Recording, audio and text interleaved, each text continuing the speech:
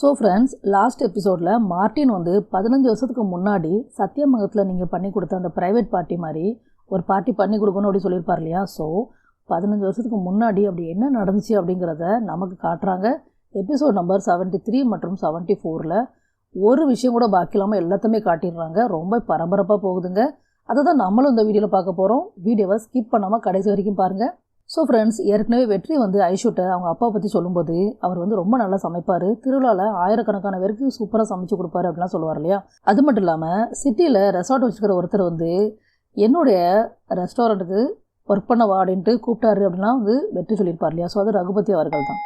அதுக்கப்புறமா சிதம்பரம் வந்து அவர் தேடி போயிருப்பார். அதோடைய கண்டினியூஷன் தான் நம்மளுக்கு இப்போ காட்டுறாங்க. எடுத்த உடனே ரகுபதி அவர்கள் சிதம்பரத்தை கூட்டிகிட்டு கிச்சனுக்கு வராரு. சீஃப் எக்ஸிக்யூட்டிவ் ஷெஃபுடைய அந்த ரூமில் நெடுமாறன் அவர்கள் இருக்கிறாரு. பயங்கர ஹாப்பியாக இருக்கிறாரு. அவர் ரகுபதியை பார்த்ததும் வெளியே வராரு. ரகுபதி நெடுமாறனுக்கு சிதம்பரத்தை இன்ட்ரடியூஸ் பண்ணி வைக்கிறாரு. இவர் நம்ம கிணத்து கடவுக்காரர் அப்படின்னோடனே, ஓ நம்ம கோயம்புத்தூர் சைடா சார் அப்படின்னு கேட்டோடனே ஆமாம் அப்படின்னு சொல்கிறாரு. திருவிழாவில் தான் நான் இவரை பார்த்தேன், ரொம்ப டேஸ்ட்டாக சமைப்பார், ஆயிரக்கணக்கான பேருக்கு ரொம்பவே டேஸ்ட்டாக பண்ணி கொடுப்பாரு அப்படின்லாம் சொல்கிறாரு. இனிமேல் இவரை நீங்கள் தான் ட்ரெயின் பண்ணணும். நம்ம கிச்சனில் இந்த குவான்டினென்டல் ஃபுட்டெலாம் எப்படி பண்ணுறது, அப்புறம் மற்ற எல்லா விஷயங்களும் வந்து அவருக்கு கற்றுக் கொடுத்துருங்க அப்படின்னு சொல்கிறாரு. அது மட்டும் இல்லாமல் மாறன், நீங்களும் இவர்கிட்ட கற்றுக்கிறதுக்கு நிறைய விஷயம் இருக்குது அப்படின்லாம் சொல்கிறாரு. அதுக்கு நெடுமாறன் ஸ்மைல் பண்ணிக்கிட்டு, சார் நான் எப்போவுமே லேர்ன் பண்ணுறதுக்கு ரெடியாக இருப்பேன்னு உங்களுக்கு தெரியுங்களா அப்படின்ட்டு சொல்லுவார். ரொம்ப பாசிட்டிவான நெடுமாறனாக தெரிகிறாரு. இப்போது அடுத்ததான், உங்களை நம்பி தான் நான் இவரை விட்டுட்டு போகிறேன், நல்லபடியாக பார்த்துக்கோன்னு சொல்லிட்டு ரகுபதி போயிடுறாரு. அடுத்து நெடுமாறன் வந்து சிதம்பரத்தை அந்த கிச்சனில் இருக்கிற எல்லா ஷெஃப்க்கும் இன்ட்ரடியூஸ் பண்ணி வைக்கிறாரு. அப்புறம் வெல்கம் டு அவர் கிச்சன் அந்த மாதிரிலாம் வந்து ஃபார்மலாக வந்து அவரை வெல்கம் பண்ணுறாரு. ஆனால் சிதம்பரம் இது எதுவுமே கண்டுக்கிட்ட மாதிரியே தெரியல. அவர் வந்து ஒன்று தரையை பார்க்குறாரு, இல்லைனா மேலே சீலிங் எங்கேயாவது பார்க்குறாரு. ஏன்னா வந்து ஐஷுட்ட அவங்க அப்பா பற்றி சொல்லும்போது ஏற்கனவே சொல்லியிருப்பார், அவர் கொஞ்சம் ஆட்டிசம் அப்படிங்கிற ஒரு ஹெல்த் இஷ்யூ இருக்குது அப்படின்ட்டு. அடுத்ததான் நெடுமாறனுக்கும் சிதம்பரத்துக்கும் இருக்கிற பாண்டிங் வந்து இன்க்ரீஸ் ஆகிக்கிட்டே இருக்குதுங்க. ஒருத்தருக்கு ஒருத்தர் ரொம்ப ஹெல்ப் பண்ணுறாங்க, சொல்லி கொடுக்குறாங்க, இதெல்லாம் நடந்துகிட்டே இருக்குது. இன்னொரு பக்கம் சிதம்பரம் அவர்கள் மற்ற ஷெஃப் பண்ணும்போது, அந்த குக் பண்ணும்போது ஏதாவது அடி பிடிச்சிட்டு என்னன்னாலும் அவர் ஈஸியாக கண்டுபிடிச்சிடாரு. அது கொஞ்சம் அவங்களுக்குலாம் இரிட்டேட்டிங்காக இருக்குது.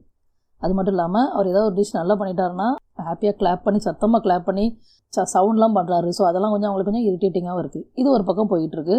ஒரு முறை சிதம்பரம் வந்து கீரை பட்டாணி சூப்னு ஒன்று பண்ணிகிட்ருக்காரு. நெடுமாறன் அதை பார்த்துட்டு, நம்ம இதுக்கு க்ரீன் கார்டன் சூப்னு பேர் வச்சுருவோமா அப்படின்னு கேட்குறாரு. என்னன்னாலும் வைங்க அப்படின்ட்டு சொல்கிறாரு.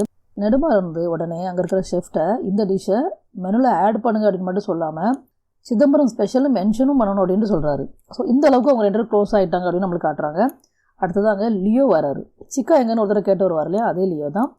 அவர் வந்து சிதம்பரத்தையும் நெடுமாறனையும் ஒன்றா நிற்க வச்சு ஃபோட்டோ எடுக்கிறாரு.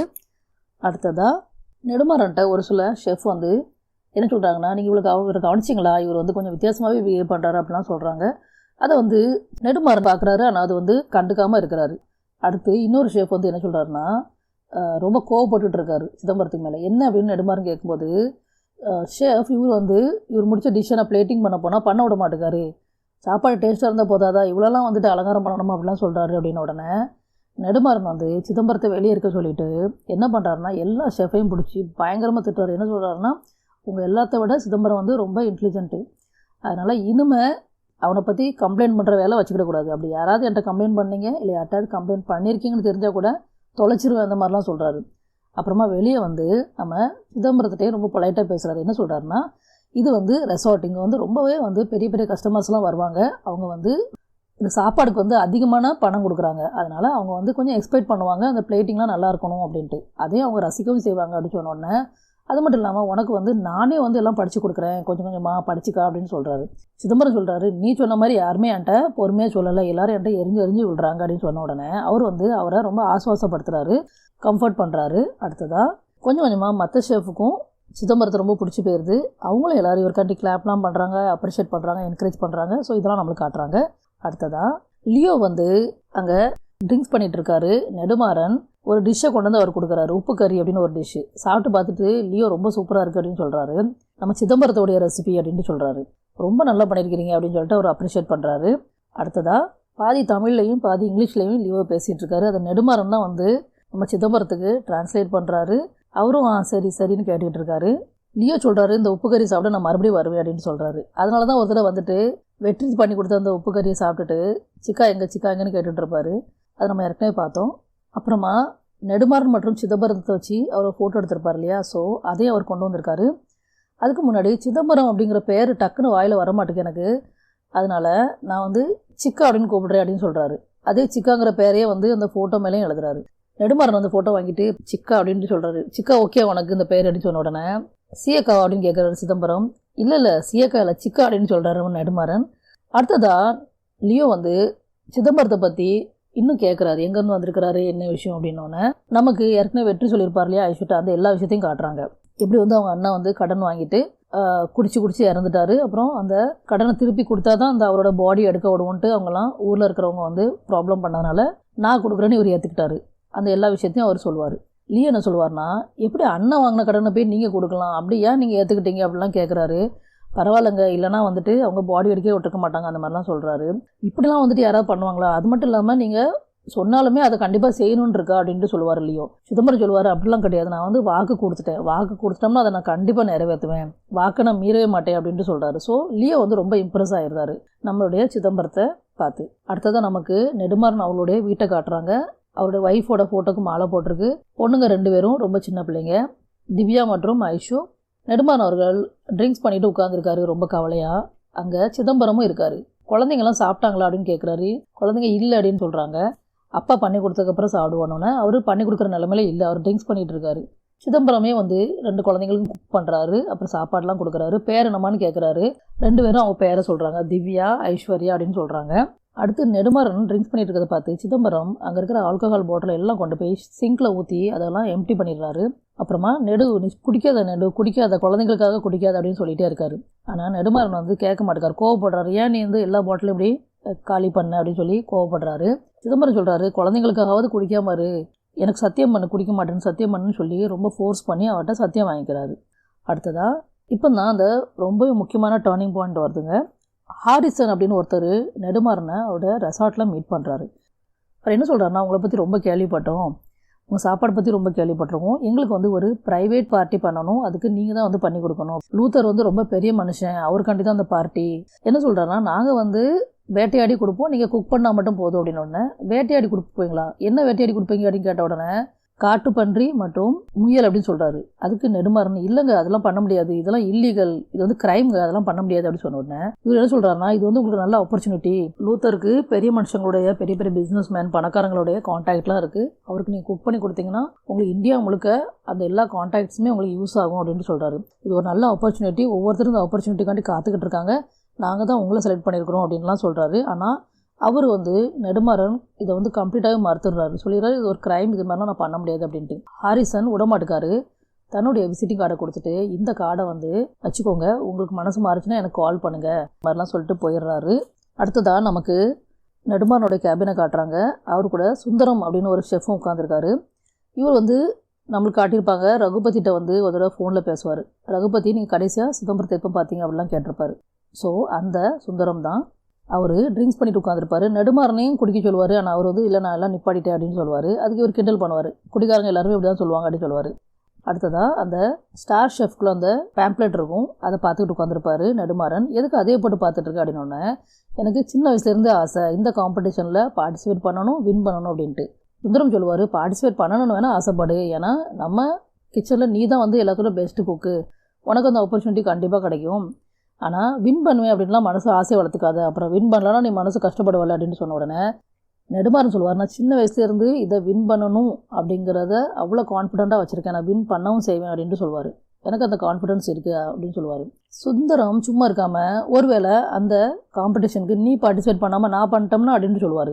என்ன சொல்லுவார்னா, நெடுமாறன் கொன்னுருவேன் அப்படின்னு சொல்லுவார். சுந்தரம் ஷாக்காகி என்ன சொன்னேன் அப்படின்னு சொல்லி கேட்பார்.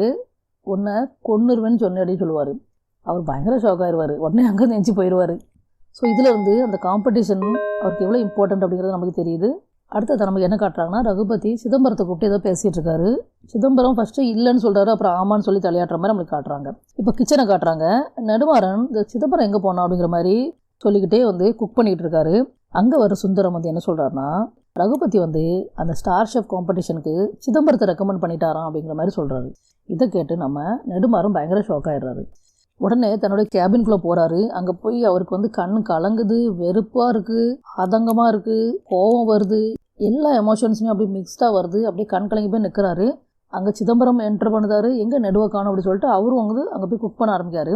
உடனே கேபின்ல இருந்து ரொம்ப துக்கத்தோட வெளியே வராரு நெடுமாறன். வந்துட்டு சிதம்பரம் பக்கத்தில் நின்னோடனே சிதம்பரம் என்ன சொல்லுவார்னா, நெடு நான் ஒன்றை தான் தேடிட்டு இருந்தேன். ரகுபதி சார் வந்து என்னை கூப்பிட்டு விட்டுருந்தாரு. ஏதோ ஸ்டார் ஷெஃப்னு ஒரு போட்டியான், அதில் வந்து என்ன கலந்துக்க சொல்லுதாரு. அப்புறம் இன்னொன்று சொன்னார், சூ ஷெஃப் வந்து நீதானா அப்படிங்கிற மாதிரி சொல்கிறாரு. இது கேட்ட உடனே நெடுமாறனுக்கு பயங்கர கோவம் வருது. ஆனால் அதை கண்ட்ரோல் பண்ணிக்கிறாரு. சிதம்பரம் சொல்கிறாரு, என்ன நெடு நான் உனக்கு இவ்வளோ சந்தோஷமான விஷயம் சொல்லிட்டு இருக்கேன், நீ பதிலே பேச மாட்டேக்க அப்படின்ன உடனே அவர் வந்து இல்லை ஒன்றும் இல்லை, நீ கட் பண்ணிட்டு இருக்கல, அதை பார்த்துட்டு இருந்தேன் அப்படிங்கிற மாதிரி சொல்கிறாரு.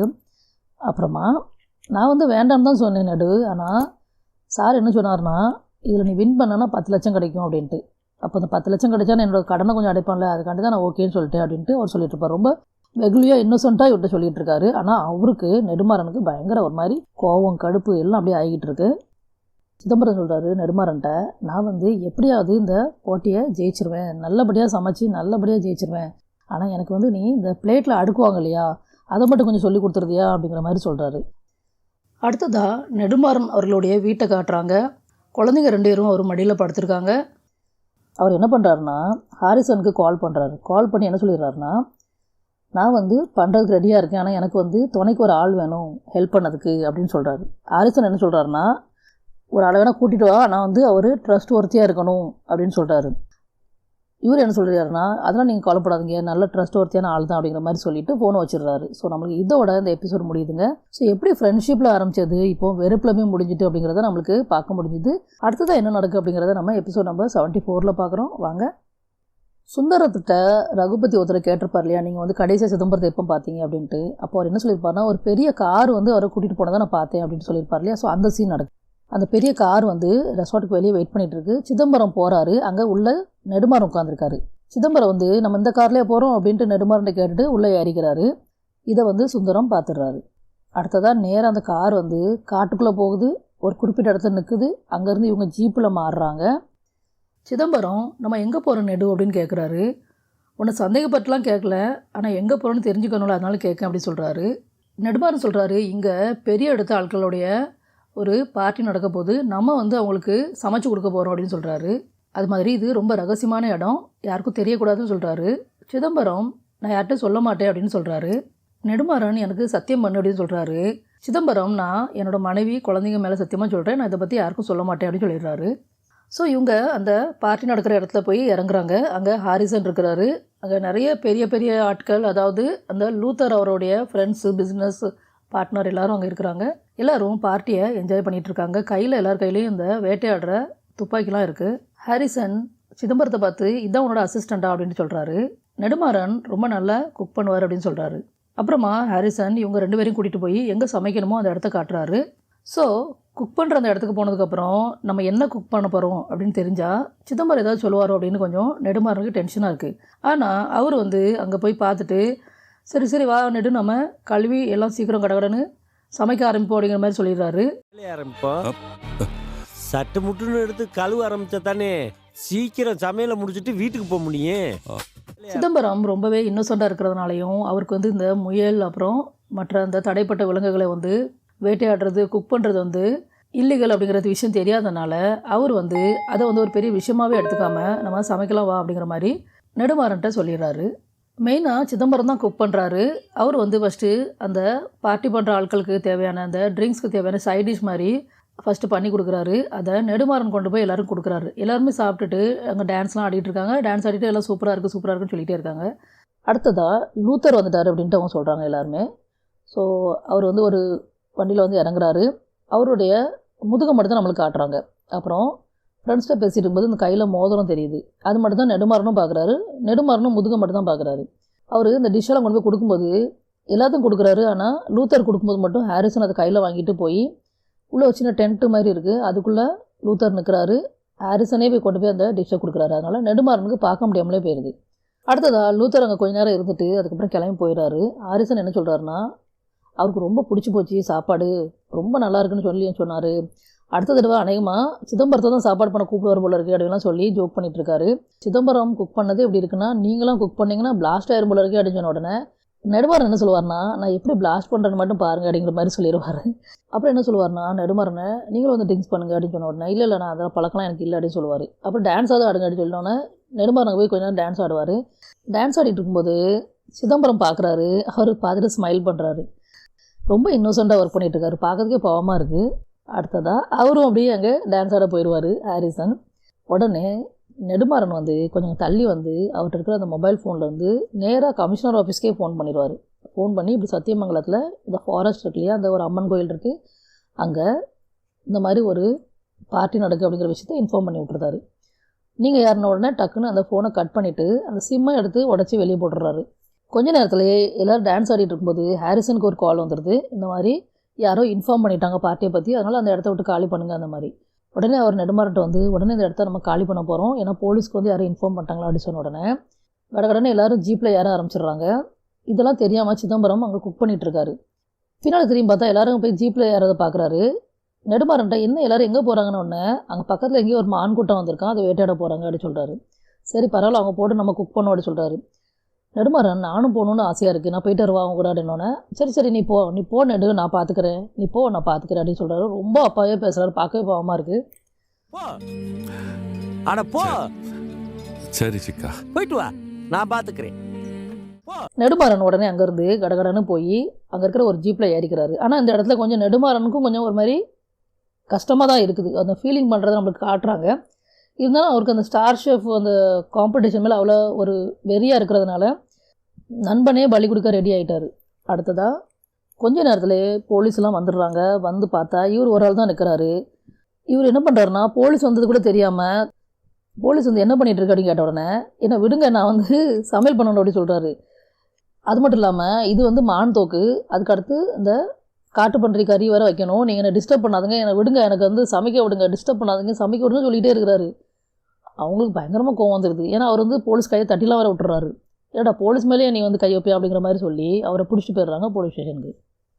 கிச்சனில் காட்டுறாங்க. நெடுமாறனாங்க பயங்கரமாக ஒரு ஆக்டிங் பண்ணிகிட்டு இருக்காரு. ரகுபதிட்ட எல்லா இடத்தையும் தேடிட்டேன் சார், சிதம்பரத்தை எங்கேயுமே காணும் அப்படிங்கிற மாதிரி சொல்கிறாரு. அப்படி கண்ணெலாம் கலங்குற மாதிரி பயங்கரமாக ரொம்ப அவர் மேலே அக்கறை இருக்க மாதிரிலாம் வந்து சொல்லிகிட்டு இருக்காரு.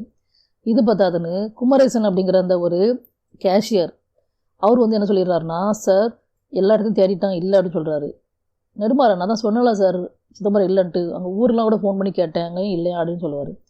ரகுபதி சொல்லுவார், இல்லை நெடுமாறன் இது வேறு விஷயம், நம்மளுடைய ஆஃபீஸர்லேருந்து ஒரு 10 லட்சம் காணலை அப்படின்னு சொல்கிறாரு. அது கேட்டதும் நெடுமாறனுக்கு வந்து பயங்கரமாக ஷாக்காக இருக்குது. என்னடா இது ஒரு புது கதை அப்படிங்கிற மாதிரி இருக்குது அவருக்கு. அப்புறம் அதே வந்து தன்னுடைய அந்த கதையோடு இன்க்ளூட் பண்ணிக்கிறாரு. குமரேசன் சொல்கிறாரு, சரி எனக்கு ஒரு டவுட்டு, சிதம்பரம் தான் இதை எட்டு போயிட்டார்னு நினைக்கிறேன் அப்படின்னோடனே ரகுபதி வந்து முதல் நம்ப மாட்டேக்காரு. ஆனால் நெடுமாறன் என்ன பண்ணுறாருனா, சார் அந்த மாதிரிலாம் நடந்திருக்காது சார், இந்த மாதிரிலாம் நம்பாதீங்க, நீங்கள் நம்பாதீங்க, என்னால் இதெல்லாம் நம்ப முடியல அப்படின்லாம் சொல்லி ஃபஸ்ட்டு ஆக்டிங் பண்ணிகிட்டே இருக்கிறாரு. அப்புறம் நீங்கள் நம்புறீங்களா சார் அப்படின்னோடனே, எனக்கு என்னமோ நம்பணுங்கிற மாதிரி தான் தோணுது அப்படின்ட்டு சொல்கிறாரு ரகுபதி. உடனே இப்படி மட்டும் நடந்திருந்தால் என்னால் தாங்கிக்கவே முடியாது சார் அப்படின்னு சொல்லிட்டுலாம் நெடுமாறன் பயங்கரமாக ஆக்டிங் பண்ணிகிட்டு இருக்காரு. ஸோ குமரேசனை வந்து ஏற்கனவே ஒரு தடவை ராஜனும் நம்ம ரகுபதி சாரும் பார்க்க போயிருப்பாங்க. பேரலிசிஸ் அட்டாக்கை வந்து படுத்திருப்பார். அப்போது ரகுபதிட்ட சொல்லுவார், இந்த பணத்தை நான் தான் எடுத்துகிட்டு சிதம்பரம் மேலே அந்த டைமில் பழி போட்டேன் அப்படின்னு சொல்லியிருப்பார். அந்த குமரேசனை தான் இப்போ காட்டுறாங்க. ரகுபதியை நம்ப வைக்கிறதுக்காக குமரேசன் வந்து இன்னொரு எக்ஸ்ட்ரா ஃபிட்டிங் வேறு பண்ணுவார். என்ன பண்ணுவார்னா, நம்ம ஆஃபீஸ் பக்கத்தில் அடிக்கடி சிதம்பரம் வந்துட்டு போவார், ஃபோன் பண்ணணும்னு சொல்லுவார், ஆனால் பண்ணாமலே போயிடுவார் அப்படிங்கிற மாதிரி சொல்லி இன்னும் வந்து கொஞ்சம் நிறைய மசாலா ஆட் பண்ணிடுவார் அந்த ஸ்டோரியோட. ரகுபதி வந்து ஒரு விஷயம் சொல்லுவார், என்னென்னா வேறு யாராவது திருடி இருந்தாங்கன்னா நான் வந்துட்டு போலீஸில் கம்ப்ளைண்ட் கொடுத்துருப்பேன், ஆனால் இது சிதம்பரம் அப்படிங்கிறதுனால எனக்கு கம்ப்ளைண்ட் கொடுக்கவே மனசு வர மாட்டேங்குது அப்படின்னு சொல்கிறாரு. அடுத்ததாக போலீஸ் ஸ்டேஷன் காட்டுறாங்க. அங்கே வந்து சிதம்பரத்தை வந்து பயங்கரமாக அடிக்கிறாங்க அந்த போலீஸ் எல்லாரும். என்ன சொல்கிறாங்கன்னா, யாரா அந்த இது பண்ணது, யார் இந்த பார்ட்டி பண்ணாங்க அப்படிங்கிற மாதிரி கேட்குறாங்க. அங்கே யாரெல்லாம் இருந்தாங்க அப்படின்னு கேட்குறாங்க. சிதம்பரம் வந்து நார்மலாக யாரையுமே கவனிக்க மாட்டார் இல்லையா, ஸோ அவருக்கு வந்து எதுவுமே ஞாபகம் இல்லை. அது மட்டும் இல்லாமல் நெடுமாறன் வேறு சத்தியம் பண்ணியிருக்காரு எதுவுமே சொல்லக்கூடாது அப்படின்ட்டு. போலீஸ் என்ன சொல்கிறாங்கன்னா, யார் கால் பண்ணாங்கன்னு தெரிஞ்சாலும் எதாவது கண்டுபிடிக்கலாம் அப்படின்ட்டு சொல்கிறாங்க. இவன் வேறு வாய் திறக்க மாட்டேங்கான் அப்படின்னு சொல்கிறாங்க. அங்கே மேலிடத்துலேருந்து ஃபோன் வேறு வருது, கண்டுபிடிச்சிக்கலான்னு கேட்குறாங்க. சார் அவன் வாயை திறக்க மாட்டேங்கான், தீவிரவாதியை கூட அடித்து நம்ம கேட்டலாம் போல இருக்குது, இவன் சுத்தமாக வாயை திறக்க மாட்டேங்கான் அப்படின்ட்டு சொல்கிறாங்க. அதோட நமக்கு அந்த ஃப்ளாஷ்பேக் முடியுது. நெடுமாறன் வந்து இவ்வளோத்தையும் வந்து நினச்சி பார்த்துட்டு இருந்திருக்காரு தன்னுடைய அந்த கேபினில் உட்காந்துக்கிட்டு. 15 வருஷத்துக்கு முன்னாடி இந்த விஷயங்கள் தான் நடந்திருக்கு. இதனால தான் வந்து இப்போது சிதம்பரம் ஜெயிலில் இருக்கிறாரு. இது வந்து ரொம்ப பெரிய க்ரைம், நம்மளுக்கு வந்து ஏற்கனவே தெரியும். ஸோ மான் வேட்டையாடுறது, அதை குக் பண்ணுறது, இதெல்லாம் வந்து ரொம்ப பெரிய க்ரைம். அதை வந்து பண்ணிட்டதாக தான் வந்து சிதம்பரம் மேலே இப்போ ஒரு பழி இருக்குது. நெடுமாறனும் அந்த ஸ்டார் ஷேப் காம்படிஷனுக்கு போகணுங்கிற ஆசையில் சிதம்பரத்தை மாட்டி விட்டுருக்காரு. இதெல்லாம் தான் வந்து நடந்திருக்கு. ஸோ மொத்தத்தில் இந்த 2 எபிசோடுமே வந்துட்டு ரொம்ப விறுவிறுப்பாக இருந்துச்சு அப்படின்னு தான் நம்ம சொல்லணும். கஞ்சா கருப்பு அவர்கள் வந்து இந்த ரோலுக்கு ரொம்பவே ஆப்டான ஒரு பர்சன். ரொம்ப வெகுலியாகவும் இருக்கிறாரு. அதே நேரம் அவர் நல்லா குக் பண்ணுவாருங்கிறது நம்ம குக் வித் கோமாளிலே பார்த்துருக்கோம். ஸோ ரொம்பவே ஆப்டான ஒரு ரோலு, ஆப்டான ஒரு ஆர்டிஸ்ட்டை தான் வந்து சூஸ் பண்ணியிருக்கிறாங்க.